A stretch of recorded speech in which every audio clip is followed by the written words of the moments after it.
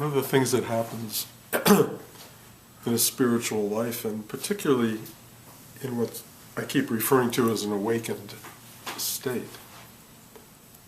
is an enormous amount of what you would call flow. Everything seems to flow. And it's sort of a mark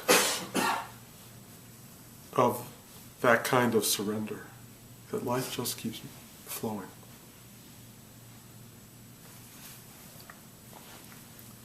But last week, Blanche and I went to New York, and nothing flowed. And it was an extraordinary experience, not enjoyable. But from the very first moment, it was like astrological obstruction. Everything that could rise, that would go wrong, started to go wrong. And it's really interesting what happens when that occurs, especially when you're used to flow. It started out with the cab driver saying, "I'm outside your gate or at our house." And I said, "I don't see you." And he gave me the address, and he was in a totally different city. And we were on our way to the airport and running late. So we realized we weren't going to be able to take a cab to the airport, and we had to ride as fast as we could to San Francisco airport. We had not flown out of this particular JetBlue terminal before, and we arrived at domestic, and we went to park our car and asked where we went for JetBlue, and they said, "Oh no, it flies out of international." And the only way to get to international was to go back on the freeway and come around, and there was no way to get that done. So there was a train that went around the entire airport. Unfortunately, it went in the completely wrong direction. So we had to get on the train and go from terminal to terminal to terminal. And when we arrived at the terminal, Blanche realized she forgot her phone in the car. And there was no way to go back, and Blanche without her phone is problematic. And then we arrive in the terminal, and the JetBlue is on the absolute other side of the terminal. We had to run with all of our luggage to the other side of the terminal. And so it began. And it signified a kind of week that was about to arrive, where everything that can go wrong kept going wrong, from the apartment that we had, the Airbnb we got, which was insufficient on many levels. You know, I won't go into all the detail because it gets boring, but even to the idea of going to the theater and finding out that our tickets were for the previous week. And that we had somehow, I don't know how, gotten the wrong tickets to one of the biggest shows in New York and unable to use them for that night. And luckily they were able to find 2 seats, which were actually good seats, but I had to pay for them. So I had to pay twice for this show, which was not in the end worth it. It kept going on like this. I mean, I don't even want to go through all the details because ultimately it gets crazy. But I didn't know how to turn it around, and what was so fascinating to me was how angry I was, how egocentric I was, how personally I took all of this thing. It was like, don't lie down. It was like the universe was pointing at me and basically going, you know, you think you're so special. You think you're so awake. You think you're so above it all. You think all of this stuff was coming at me, and I was failing every lesson. Every time it happened, I got angrier and angrier at everything and everyone. There were good moments, I have to say. There were very sweet moments that occurred. And I was grateful for the sweet moments. In fact, more grateful than I imagined.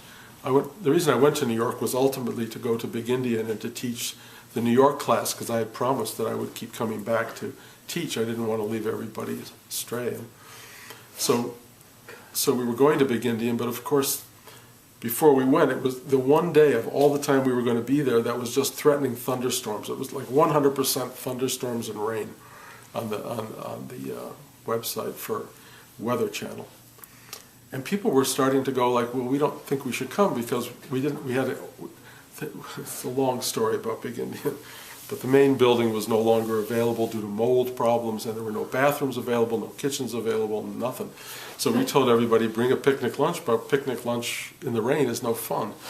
So people were starting to back out of going, and, you know, I mean, if there's ever a lesson that I've learned in life, it's that kind of don't trust the weather report. Because if you make the weather report more important than what is, if you make it the thing that guides you through life on some level, you miss out on the unfolding of reality. Reality is not a projection. Reality is what happens. And we got up to Big Indian, and the sun came out immediately. And it was beyond beautiful. The only rain and thunderstorm that took place was while there was class.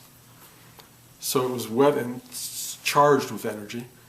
Afterward, there was more. The picnic was lovely. The rest of the day was lovely. And it was an exquisite experience. It was just full of this extraordinary dynamic because everybody who showed up had made an enormous effort to come in spite of the Weather Channel. In spite of everything that said it's going to be terrible, it's not going to work, people came anyway. And it's the coming anyway that defines a spiritual life. Showing up even when everything says, no, it's not going to work, it's not worth it. And of course, when you come against all of your better instincts that say, why should I bother? It's going to be so awful and wet and miserable and cold. As soon as you buy into that, you're already out of touch with truth. You've bought into somebody else's truth and not the reality that unfolds. And Big Indian always turns out to be amazing. I mean, I have to say, it always does. I don't care what's going on. As much as I don't like going there, and I've talked about that forever, I just get in the car and we go, no matter what. And when we show up, it always turns out to be remarkable. So Big Indian was a very good experience. Toward the end of our stay in this very not perfect apartment, tiny, not well air-conditioned, and very hot out, Blanche had to finish our taxes, year-end taxes.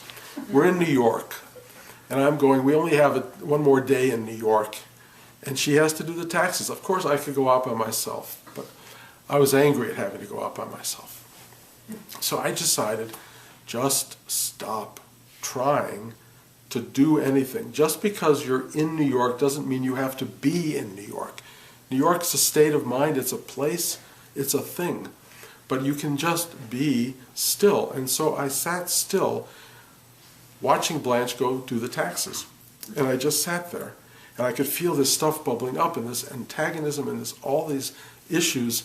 And then slowly, everything started to just mellow out. I accepted that we were not going to go out today. We were going to waste a day. Waste, of course, is a very interesting term. But I just sat there and just started to be there. And of course, the lesson, obvious I think to anybody hearing me speak, was that it was the being there that was everything. Not the doing, not the going out, not the fulfilling of some kind of, I'm here, I have an obligation to be involved in the dynamic of New York. I just have to be here. And it took me the entire trip to arrive there. It gave me enormous lessons. And they're so important. And one of them is that nothing about a spiritual life makes you special. Nothing. Nothing relieves you from obstruction. Nothing relieves you from suffering or pain, really. But it does offer you the opportunity to see what is going on. To ultimately break through your own ego-minded stuff and watch the body-mind elements coalescing around anger and frustration and what about me and all the small-minded stuff that all of our minds can gravitate to when there is pain and obstruction. So I got a great lesson, a really great lesson, and I knew I was going to grow from this experience. I knew it was going to be valuable. I also began to find another thing that was happening to me, which was really powerful, which was all of my emotional filters started to dissolve. They've been doing this more and more over the course of the last years, but it's like nothing that held things in check was operating anymore. I was just absolutely raw to emotion. Every feeling, and I mean anger, bliss, joy, hatred, all of it just... And it was really extraordinary to see what we are unfiltered. When all of the elements that hold us in place and define us as sociable, what can I say, socialized character starts to break down. And you're just there, raw and real. Tears, frustration, joy, misery, just expressing themselves. And I got to the point where I realized it's not me that's being expressed. It's this, I'll call it the universal, because we're all prone to this. Every one of us does this same thing. We all have a reaction to life as it comes to us. When it's sweet and lovely, we're like sweet and lovely. When it comes at us from angular hostility, frustration, doubt, we become these creatures full of that stuff. But in the end, none of that really is us. It's just the programming, if you will, of the human species. And one of the great things that happened, because I had a business meeting in New York and I had to go, I walked everywhere. One of the nice things about the apartment we had was it was very central, so we never had to take a cab or do anything. We just walked uptown, downtown, everywhere. And I had this meeting, and one of the things that's happening in New York now, I don't know how many of you know New York, but Times Square for me became, over time, so crowded that it was claustrophobic. I couldn't walk down the street. You can't, I mean, everywhere you walk is density, just density. And when I was doing Ghost in New York, I had to go to Times Square every day, so I had to work my way through crowds, and I grew to really dislike it. Now, everywhere is that way. Everywhere is Times Square. I don't care where you're walking in New York, it's just densely filled with people. But on my walk to this business meeting, I simply became aware of the, what you might call automaton or computer aspect of all of us. The programmable, robotic quality of our human nature. And I could see it walking down the street. I looked at everybody as I walked down the street. And I could see everybody was in their head, everybody. And it was extraordinary how it was programmed, because for all the density, almost nobody ever bumped into anyone. All the cars coming at you seemed to not hit you. Everywhere you went, there was flow in a strange sense that was really totally remarkable. There was a cognition going on all the time that was taking in everything that was happening and making sure it all kept moving in the right direction. And everybody was processing stuff. So many people were actually talking on phones, so like they're all talking to themselves like mad people. And they're all walking down the street talking, and conversations are going on, and they're in their head, and they are coming together in groups and falling apart. And the whole thing was orchestrated so brilliantly, but I could tell nobody knew who they were. Nobody. They were all walking around in this programmed sense of, I am this, I am that, I have these desires, I have those needs, I have that stuff. They're talking, they're fighting with boyfriends on the phone. They're making appointments. They are struggling with all of these issues. And I felt this enormous sense of, what would this be if they could wake up? What would this be if they suddenly knew who they were and where they were and what was really going on? What an amazing thing it would be. It wouldn't be very much different than what we were seeing. it wouldn't really, people would still be moving with this enormous fluidity, flowing like water around rocks and branches. I mean, just flowing in this incredibly beautiful orchestrated pattern. But they would be like walking around like a little bit what you see in Times Square when people look at all those lights. But that's kind of what I started doing. I started going, it's so extraordinary what we are and how this works and how almost nobody gets it. They just don't get who they are or what they are, and for a reason, I guess, because this whole thing functions based on its own dysfunction, in a sense.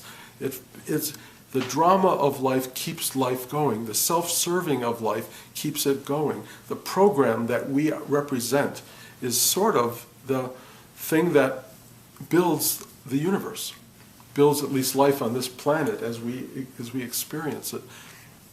And in a way, we need it.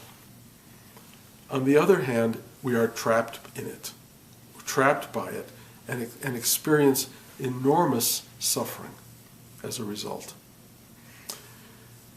So I started to experience this idea of what it means for each of us to be a computer or a robot. And there's a lot of TV shows suddenly coming on. One's called Human, which is about robots, and one's called Robots, which is about humans. And I haven't watched them, but I'm intrigued by it because I sort of am beginning to see how robotic we are. Even though we're called humans, we have this unbelievable programming coming into us. And it's like we are all individual computers filled with a program, filled with memory, filled with apps, filled with connections to news channels, entertainment channels, whatever. It's all being programmed into us, and we are these programmed robotic entities that think they're human and think they have a life. And part of the programming is about relationship and connecting to other computers and building new computers and creating new life and filling it with more memory and watching it become self-aware in a sense of its own computer nature or robotic nature. And so we have a world filled with all of these entities that believe they are separate, that believe they are unique, that believe they have needs of their own, and each one of these is simply programmed to believe that. And that belief system is so powerful that it's almost impossible to get out of. Sometime in the midst of real suffering or philosophical inquiry, some of these robots, wondering what they are or what this is or why this is, start to sit down to examine their own wiring, if you will. And you can only imagine what it would be like if your laptop tried to figure out what it was. If it was sitting there on your desk going, what am I? Who is it? Who's this person pushing buttons? What is this thing that's going on? I mean, this computer, in a sense, cannot ever fully understand itself. It can't understand where it is programmed, how it is programmed. It doesn't get the human form that goes into it. It really just feels, it's just this thing that relates to all the storage of information, processing of information, and in the analogy I'm using, would have some kind of emotional reality. But imagine that the 6 billion, or however many people there are on the planet now, 9 billion, I don't quite know, but it's growing rapidly, much more rapidly than we can handle, in fact. But imagine all of these computer forces are all, if you will, terminals of one mainframe computer. The big mainframe in the sky.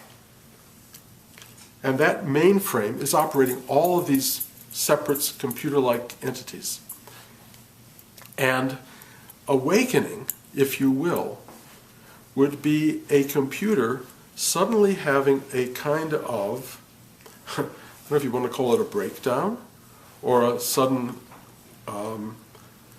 reprogramming, and it has this momentary or maybe lasting breakthrough into its mainframe.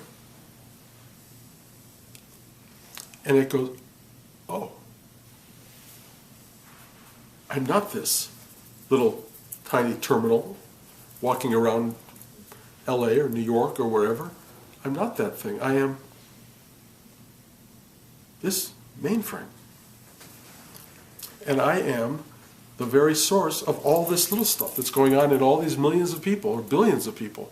And you can watch, you can suddenly know you're the thing observing and controlling all of it. So suddenly, the spiritual practice that little individual computer has been going through, trying to go, what am I, how did I get here, what is this, why was I born, why am I filled with memory, what is this memory, why are they taking memory away from me, why is my memory breaking down, I mean, all that stuff that goes on in the individual computers, suddenly, you're the mainframe. And you realize, as the mainframe, your little computer is just a tiny little part of the whole thing. And if it finally breaks down, and the plug is pulled, it kind of doesn't matter because you're the mainframe. You're just one of billions of. You're the thing which makes it all happen, and it all comes down to some kind of a code. Let's say it's just electronics and coding, and then something happens as the mainframe. There you are as the mainframe, looking at life and the totality of life.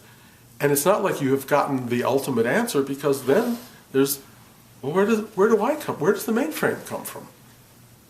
How did this massive, unknowable thing happen? How did it create all these little tiny people, these little tiny robotic entities that we are? What is this thing that I am? And that's a whole new journey. That's not the journey of the little tiny computer. It's something bigger. And I can't tell you that I have any answers to that question. The closest I've come as a mainframe, if you want to call it that, is awe at my own existence. Amazement at what I am. And no sense of how the mystery of the creation of this very real mainframe came into play. There's probably some thing beyond it, but it feels like it's the ultimate. That this is what is. It's just what is. And so life suddenly becomes a whole new way of looking at all around you. You're no longer looking at it through two eyes. You are now the mainframe, looking at it through every eye there is. Hearing it through every ear, breathing it through your nose, watching new little terminals come up and grow into whatever they grow into and then cease to exist. Watch them building the world that we live in, which is an amazing space, and you watch it with a state of, but you also see all these little terminals crying and being miserable and suffering and having ambition and having drama, and you go, hey guys, you're just a little terminal. You're not the terminal. You're the mainframe. You're just a little part of the very big thing. You're the whole. You are the totality. Why are you so caught up in your little tiny drama when you don't have to be? And so suddenly the mainframe finds that it wants to speak to all the terminals, or any terminal that will listen, and there aren't many of them that will listen. But it just wants to say, hey, sweetheart, lighten up, relax, sit still, look inside, see yourself, see truly where you come from. You are not the terminal, you are the mainframe. That's what you are. It's what you've always been. You've never been this little thing. It's just, it emerged, and it's not going to be there for long. And all the stuff that it goes through is because it needs to happen, because the mainframe, that which we are, is making it happen. And it's making it happen in ways we will never understand.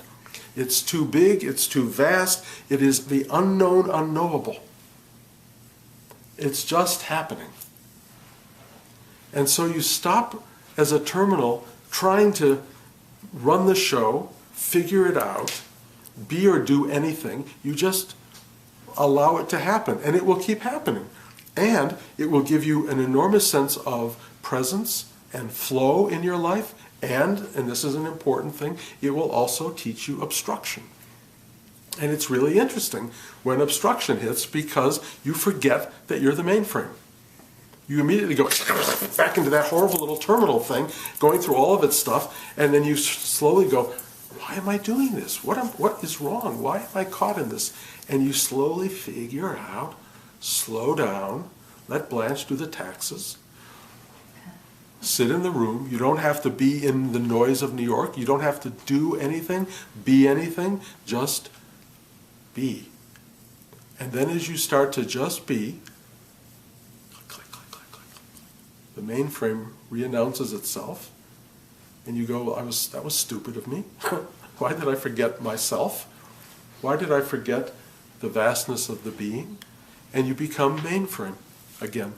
And as mainframe, again, you don't have the answers, if anything, and I have to say, I've tried talking about this, a lot over the last months, because every image I give you is not going to hold up. The idea of a mainframe is like, okay, I get it, it's a mainframe and a terminal. It's not a mainframe and a terminal, it's beyond that. The mainframe is what you might call, you can call it God, you can call it the unknown, you can call it the infinite and eternal, you can call it anything, but it's not knowable. You can't go, oh, I get it, it's the mainframe, I'm the mainframe, okay, now I have the picture. Because as long as you have a picture of terminal and mainframe, you're still caught up in a dynamic that's not real. It's beyond all of that. But you are also, for whatever reason, you are still the terminal as long as you're here. But you are a terminal completely inflected by and affected by the totality that you truly are. It's one thing, not two. It's not you and it. It's one thing. That's all it is. And we are that. We are that. Not to know that is very painful. And my whole job here, my entire being, is trying to tell you something, and not only to tell you so that you can go, oh, I get it, but to make you go, click, oh yeah.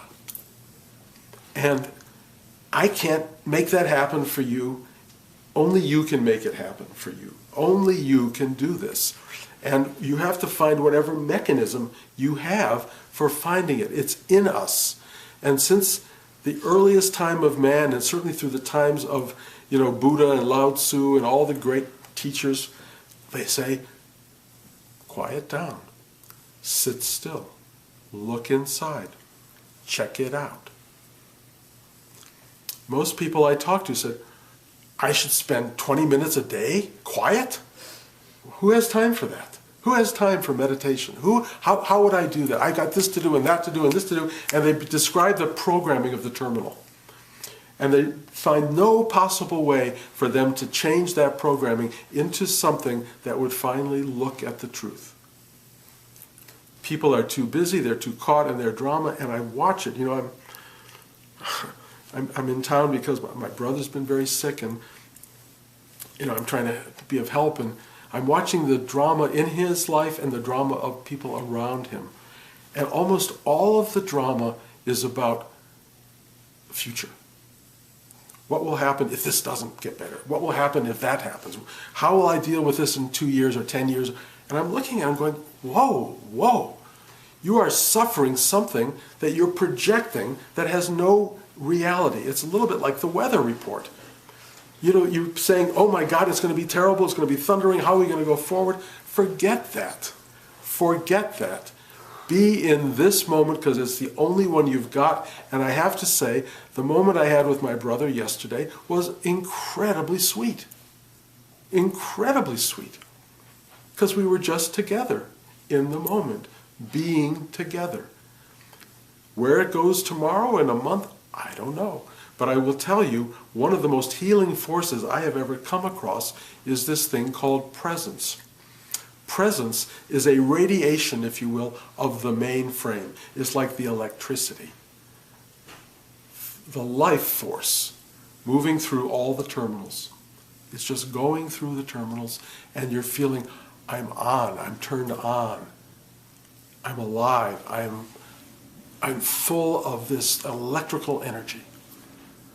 Whatever that energy is doing, whatever it's programming about me and misery and what's going to happen next year and in 10 years, forget all that. Feel the electrical current moving through you and how lucky you are to be connected, alive. And then I would tell you, you're not only connected and alive, you are the source of that energy. You are the power plant that makes it all happen. That's who you are. You're nothing but that. I mean, that's too literal. If I say you're nothing but that, that gets complicated. You're also the terminal. You're also this tiny little thing. The other illusion people use is, the ocean and the drop. It's all the same idea. You're a drop in the ocean and you're the ocean. You are a terminal and you're the mainframe. You are the totality. And that totality is the mystery of mysteries, the most beautiful and the most horrifying, the largest and the smallest reality imaginable. It's every duality, it's everything you can imagine and not imagine, and it's you. And so every week I sit here and I keep saying the same thing. And I keep wanting it to go penetrate in some way that your little robotic terminal goes, oh, wow. I get it. And that's what I want. That's what I want for you guys. And for you to sit here and go, oh, that's really interesting. I wonder if that's kind of, I'll have to think about that. That's really kind of fascinating. And then you go 20 years of, wow, he's still talking about the same thing, and it's still kind of interesting, and I kind of like coming to the class. Why do you like coming to the class? Because you're getting some mainframe electrical current running through you. That's why. That feels really, really good. It's like direct current. It's really powerful. But then you go home and you go back into your thing, or even not even home. You go downstairs for brunch, and you're like, well, maybe that's not the goal here. The idea that you're going to walk away from this with, well, that was interesting, or I'm glad I got another hit. I got another hit of that direct current. Great, but that's not my job. My job's not to give you a hit. My job is to say, you're the source of that energy, not the receptor. So that's what I care about. And I don't know how long to keep this going exactly, because one, it's all on video, so you can hear this a million times over. And I don't know when the right thing will happen that will connect you, but the universe doesn't seem to let me stop. I keep saying, I don't need to do this. I don't need to sit here and make this speech anymore. It's totally available on YouTube. I can just go back and live my life, which I love. I love my life. I love watching all these little terminals do their thing, and I love trying to give those people I love as much direct current as possible. That's what I do all day long. I surround everybody I'm with current.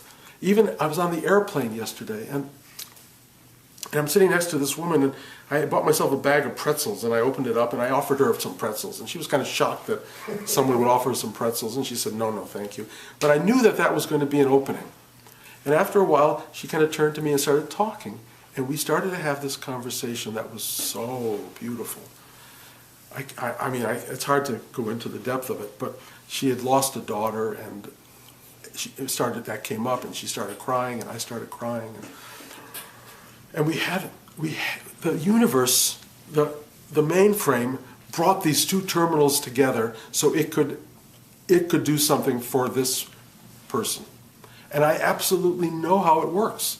It happens to me all the time. I am always in the presence of someone who needs to connect to the mainframe. Always. And I don't even question it anymore. I just go, here I am. I don't know how or why I will be used. I can't figure it out. I don't try to do anything at all other than offer some pretzels. But I just try to be open. And the word try is wrong because there's no trying anymore. There's just opening. It's not about me on any level. There's no me. It's just the mainframe is sitting here wanting to be of service to everything that plugs into it. And that's all that happens. It's all that happens all the time now. I have nothing to do with it. Every so often Bruce pops into play and gets angry and pissy, and when that cab didn't show up when he was in the wrong city, I called the company and I was yelling. I never yell, but I was yelling at these people, swearing at them. And it felt great, except for the fact that it blocked me back into Bruce stuff. So it was really interesting. But that was kind of set off this emotional barrage of things that felt very personal, and it just started breaking through all of the restrictions that have always contained these emotions. So I'm becoming an emotional, I don't know what you want to call it, an available emotional entity. They're just pouring out, and that's fine. It's fine. That's what the terminal needs to do. So here we are. I so much want to tap you on the head to do something that just frees all of us of having to come here and have class. So I don't have to ever tell you again any of this. Because once you are aware of it, you're aware of it. Done. You're the mainframe. You are the mainframe. But not to know you're the mainframe is insanity to me. It's insanity. Why walk around thinking you're this suffering little entity when you're the totality itself? Why? It's called ignorance. That's what Buddha called it, ignorance. And what is it about ignorance? We love it. We love our little suffering. We love our little drama. We love our ambitions. We love our hope. We love our acquisitions. We love all of this stuff. And we hate it all at the same time. Because everything brings us joy and misery in almost equal measure, or in various forms of measure. We love it and we hate it, and we're trapped by it. We're totally trapped by this illusion of being separate. And how do you get untrapped? Well, boy, oh boy, that's what you're here to figure out. How do you get untrapped from being the person you think you are? This so special, wonderful, whatever definition of story you've given yourself. How do you get out of that? Well, Buddha called it liberation. We're all looking to get off the wheel of death and rebirth, which happens literally, I suppose, with each physical death and rebirth, but happens really almost every millisecond. Death and rebirth, death and rebirth, death and rebirth, death and rebirth. Something falls away, something is born, something falls away, something is born. It goes on and on. How do you get to that place of now? Presence. Mainframe awareness. Click, click, click, click, click, click. Well, if I had the answer for you, I would tell you, but it has something to do with sitting still and wanting to know it. And if you walk around and you just decide to be miserable and confused and full of drama and full of struggle, it's your choice. Total choice. Trust me, it really is a choice. Something in you has chosen the path of ignorance, the path of not knowing. Choose the path of waking up.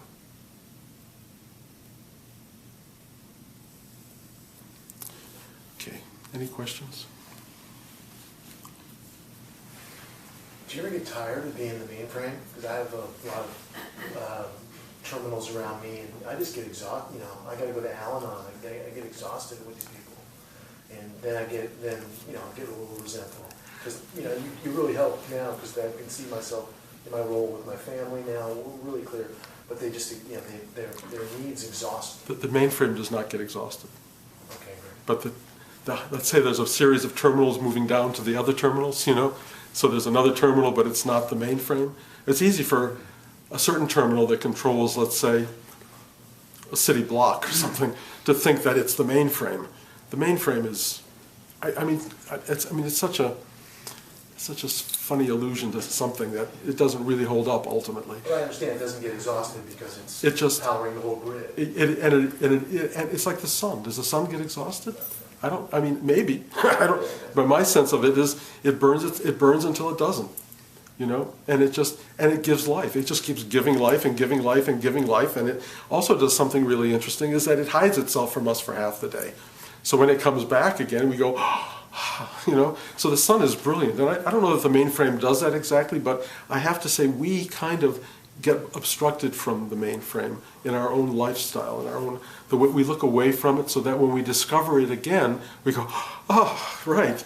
It's called the dance of Krishna. Krishna and the gopis. The gopis are these beautiful sort of women who dance and dance, waiting for Krishna to appear, and he keeps hiding, and then he reappears, and they are like full of delight, and then he hides again, and they go, oh, they dance for him, waiting for him to come, and he comes again. That's kind of how we live. You know, we're always waiting for the mainframe to, oh yeah, but nobody wants to be the mainframe. You know, nobody wants to live that. It's a different life. It's really a different life. That's all I can tell you. In my experience of it, it's just wider, broader, vista. You know, whether I am the mainframe or whether I mean, I can't tell you, but I know I'm not living the human journey that Bruce was on for a long time. It took a big leap. And that big leap seems to want to speak to the people who want to hear it, or be present with people so they can feel their way into it without perhaps even cognating it, because it's not to be understood, it's to be witnessed. Yeah, the pretzels are a perfect opening. Yeah, right. Exactly. The pretzels were really helpful. That's all you have to do. I mean, it's so wonderful how you put it all together today. I just want to say thank you. At some points I thought I would die if I let go of one more thing, and then I realized, you know, like a seesaw, which part of the seesaw was I on and then I just switch over to the other side of the seesaw, and I just have to keep doing it over and over again. And any kind of pain I experience, or any identification, or any holding on, or anything that isn't the other side of the seesaw, is which side of the seesaw has the more power over me. Seesaw implies a certain balance. Yeah, If anything, it's being right in the center of that seesaw. Right. But there's hardly any movement at all. You know, most of us live on the outer fringes of it, but right here in the middle, it's not too much movement, I'm really. not all the way there yet. But you are. But that's a mistake. That's a mistake. And people do it all the time. They think it's a gradual sort of waking up to, little bit by little bit, this awareness of who you are. It's kind of like delaying the truth. You don't need to do that. It's not you. You are the mainframe. That's all I can tell you. You are the mainframe. You can pretend to be a terminal. You can pretend to be Deb. You can pretend to be on the seesaw. You can pretend to have all these issues and all these problems. I know a lot of your story, and a lot of those are really, they grab you, and they're compelling, and they're real issues. But they're all part of the terminal, and they were all programmed by this mainframe, which is the reality of all these little stories. You know, sometimes when you get something cognitively and then it drops down viscerally. Yeah. And I'm wishing, what is the next stage to get that to go? Yeah. Like the real let go. The best I can help you with that is the frustration of not being able to make it work. Ultimately, when it gets really, really frustrated and knotted, and you suddenly realize, I can't figure this out. It can't be figured out. I don't get it. I don't know how to get it. And something goes, oh. You go, oh, it can't be gotten. The trying to get there doesn't get you there. It's stopping. It's stopping and realizing you are there. This very weird construct that you're feeling, that's almost clearly almost there, that almost feeling is there. That almost feeling is what there feels like. It doesn't feel like you've arrived, it feels like you're arriving. It feels like what is as opposed to what should be or could be or will be. That idea that you're going to get there is the problem, because you are there. The getting there is where we all mess up, because we decide this isn't it. How could this not be it? How could this totally imperfect reality that we're sitting in not be the thing we're looking for? And your mind is saying, well, it's not quite this, it doesn't feel like that, and it should be this, oh, beautiful thing. Forget that. It's not that. It's the feeling that it should be the thing that is it. It's that this is it. It's not other. It's not other. It's never been other. And as long as you're looking for it to become something else, you will be caught in the journey of not finding. Because somehow in your mind, it looks like, tastes like, feels like this. You can't know what the mainframe feels like other than the fact that it feels like this exact moment. That's exactly what it feels like. Nothing else. And you go, oh, this imperfect whatever is not imperfect and is exactly what it's supposed to be. And at that moment, if you're lucky, it just goes, oh, done. You're the whole thing. You're the whole thing. You've never not been it. That's the crazy part. You've never not been the whole thing. And as soon as you keep thinking, well, it could be this, it could be that, then you're in trouble. And most people are in trouble on that level. And even the most spiritually driven, seeking people are often the most in trouble because they've gotten so close to what it should be. If only I took one more breath, if only I let it go for one more second, then I would have gotten there. That is really deluded. It's really deluded. That almost getting there is exactly what it is. That's what it feels like. It feels like almost getting there as opposed to getting there. The idea that you have to get there is the falsity, if you will. It will keep you from getting there. And when you realize you can't get there, then you're there. So the mainstream or frame includes ignorance, anger, confusion? It all derives from that. Yeah, all of it. When it goes into the terminal, the little terminal feels all of that stuff. It just feels it. It all comes from the mainframe computer, but when it gets into you, there's this little sense of having been separated from mother, if you will, having been separated into the world on your own. You don't know that you're connected to the mainframe. You don't know that electrical current is running through you because it's so familiar. It's like the air you breathe. You're not familiar with the air you breathe. It's just that you just breathe air. The Zen idea of two fish swimming and saying, "What's this thing called water?" What have you ever seen water? It's so available. But when you become part of the terminal, then ignorance, passion, fear, desire, all of that stuff gets programmed into the terminal. I talked last week a little bit about this new movie that's out called Inside Out, a Pixar movie about a little girl and her emotions. It's worth seeing, if only because it creates a landscape that's really worth looking at, about how our emotions run the show and how memories are stored and how these memories work.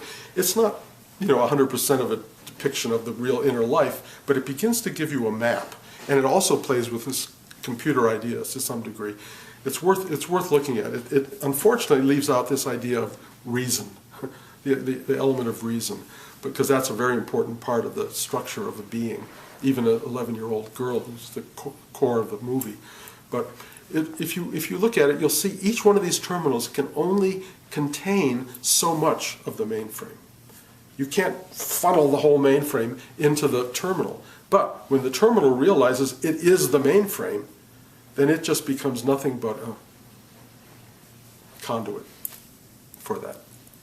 As long as it thinks it's separate, which is programmed to think, by the way, as long as it thinks it's separate, then it will be a different universe. As it thinks it's separate, it creates ego need, ego desire, the hunger for this, fear of death, hope for success, desire for love. All of these things are programmed into the terminal. Why? I don't know, but it's really interesting. I watch my grandchildren, and I watch the programming go in, and I watch how fast it's absorbed. My grandson is like, oh my God, at this point I look at him and I can't keep up with the kind of evolution that's happening in his brain day by day by day. And Talia now, my granddaughter, is becoming, I don't know how to describe it, the world's weighing on her. The programming of the world is starting to come in. The purity of her first several years is now being, in my mind, corrupted by the world. But that's what it does. The mind of the world is really a world that really tries to make us function in a very dense environment. And it's obstructed, it's frustrated, it's angry. And when she's angry, she screams and cries and yells. And it's like, oh my God, where did this person come from? And it's amazing to watch because we're constructed that way. We're constructed for me and mine. Me, mine, give me. And that builds life. It builds this environment. So it's not wrong, bad, or anything. It's just how it works. But I would love to be able to unravel Talia's movement into being part of the world, but I can't. There's no way to do it. The only thing I can do is remain present with her. Keep the electrical current flowing. Hug, love. Love is a wonderful expression of that current. And just let her know it's there. And then the world's going to do its thing. I have all of these video talks that maybe when she's 50 years old, she will listen to and go, oh, because I always think, I don't know if you guys will ever listen to these, but I hope she will when she's at a certain age. And that's what keeps motivating me to make these talks. For, I'm totally in love with my grandchildren, and let them have this, And if it doesn't happen that way, well, there it goes. The universe, the mainframe is in charge. It knows what it's doing. Whether it works through this body or your body or anybody else's body, it's going to do what it wants to do. We have very little to do with it. We just show up, if we want to. Sorry for my English. It's okay. I don't speak very well, but I think I experienced to be a mainframe, and I call grace God. I am Italian, I came in America, and I really suffered to be adapted to the American work fast. Can you speak a little louder? Fast, 24 hours. E quindi 3 years ago God sent me a sign, a miracle. And from that sign I became very close to God in the Catholic religion. And almost every day I go to church for Mass and communion. After that I read one particular letter, and a letter of St. Paul of Philippians, and at that moment I really feel it's in completely another mainframe. And at that moment also my work, my professional life is floating energy, and the people like want. I have this experience, which is amazing, gorgeous experience, to be in other level. It's a wonderful thing, and it does work that way. I will tell you, there are moments and glimpses and attunements to the mainframe that can come in, and then they kind of fade away, and you kind of want it more and more, which is really part of how we grow to finally just acknowledging that that's what we are. They call it Satori, which is like a flash, and then it kind of dissipates, and then you work really hard to get back. That's kind of the drama of the ego-minded terminal, to get back. But it does absolutely affect the entire life from that moment on. The moment that thing happens, you'll never be the same again. But the drama will still continue until, maybe till the end, but whatever, if the end of the terminal's life. On the other hand, there comes a point where you really do feel like you're nothing but that. And it's extraordinary, and to live that as best you can. The terminal is programmed to be afraid of its own plug being pulled out. Nothing frightens it more than that. And the pain that goes along with that. I don't care how much you're connected to the mainframe, that terminal still goes, but at some point it's going to go, and then at that point you will go, And there will be no terminal left, there will just be mainframe. Yeah, but the fear of it, the plug being pulled is very human and not to be concerned about. You know, ultimately, the mainframe is infinite and eternal, and we are that. You are that. Okay, lots of talk here. Anybody need to hear anything else? Just a quick observation. I thought last week in our sort of the construction of our social fabric, it was a rather astounding week with the Supreme Court decisions and the shooting in the church. And I watched Obama's eulogy, which pieces of it are on the internet and whatnot, and it was quite a moving and poignant piece of work. A lot of which I think applies to what we're doing in class. So I suggest anybody who might have any interest to sort of watch the entire eulogy. I didn't watch the entire one, but when he broke out into Amazing Grace, that really got me. And I love that you used the word grace, because, I mean, that's really, I think that may be the most important word in terms of how you connect to your mainframe. It's the grace of the mainframe that says, that somehow, I guess, recognizes you as, worthy is the wrong word because we're all worthy, but it recognizes you as something that will sustain its vast beauty in the world. And that's what it does. It just goes, you can do this. You can do this. If you want, I tell you the sign from God. I got one small piece of textile of the center of my little town, which my mother gave me when I was like 5 years old. Every small kid's have. And when I arrived in Los Angeles, a work, a struggle, very, very hard moment. And at one moment, I opened this, was white and was completely blood, red blood, beaded. And I went to the church and tried to go deep. Yeah, this is a sign to be like some apostle and give this energy, light, smile, kindness, hug. Good, smile.